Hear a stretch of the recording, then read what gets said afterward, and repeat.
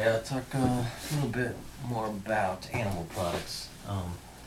So, just discussing health here, no economic or ethical issues. Uh, so, animal products, have some of the highest toxins. Pesticides, toxins, bacteria, parasites, and stuff in them. So, they're that way because as you can imagine, these animals are being fed just the worst crap, crap you can think of, and then we turn around and eat it. So I think obviously intuitively, there's something wrong there. So unless I'm not against meat and a little bit of meat, as a food source, but where do how do you find that meat? I mean, you basically have to get, wild caught animals. It's just real hard to get a good source of meat. Um, uh, so, and I could talk a little bit about our gut anatomy is mainly like that of an herbivore's. Our intestines are a little bit shorter than say like chimpanzees, so we could eat maybe a little bit more meat, but really we're supposed to be eating just a bunch of vegetables and fruits. That's what we're made for. That's what our anatomy says.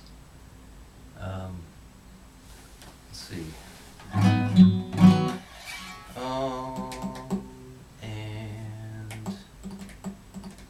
And another big thing I talked about before is getting fats in your diet.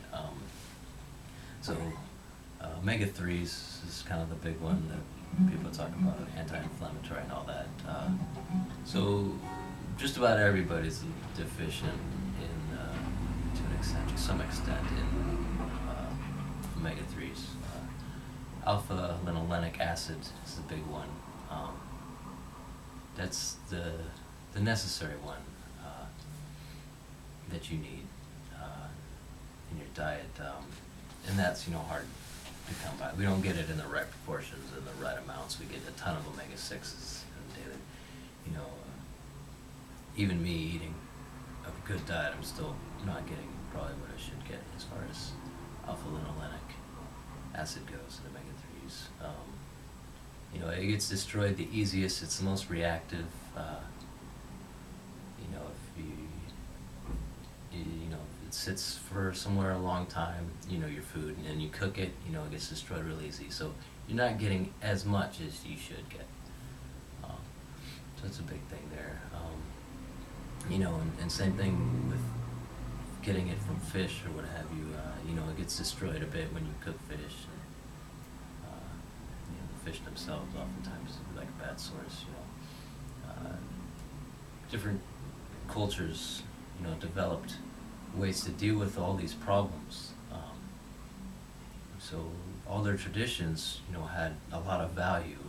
So when you take those away, bad stuff happens. Our diet has changed just a huge amount in, really the past 200 years, but even more so the past 100 years, and even more so the past 50, and even more so recently, with GMOs and stuff coming out. So it just gets worse and worse, and we really don't have any idea how that impacts us in the long run. Like if we were to keep that up, I think there's a lot of evidence that points to basically if we were to keep up exactly what we're doing on the whole, we would all basically just die out. Genes will get damaged, they don't get repaired, it just escalates, it builds on itself. Eventually people will become sterile and you just can't even reproduce. And there's a lot of evidence for that. Okay, so say like the Eskimos, they did specific things, they fermented a lot of their fish and stuff like that. That helped with the digesting of all these fish and animal things they're eating. So the way they prepared stuff is way different from anything we do. Again, that's another people thing. A lot of people will point to is that there's a lot of cultures that eat nothing but meat. but it's very different. They have specific traditions that they do, and those developed out of necessity because they had to do those things. So they're preserving the omega-3s and all that stuff. So that's a little bit about that. Let's see. Yeah. So I'm gonna do a little song.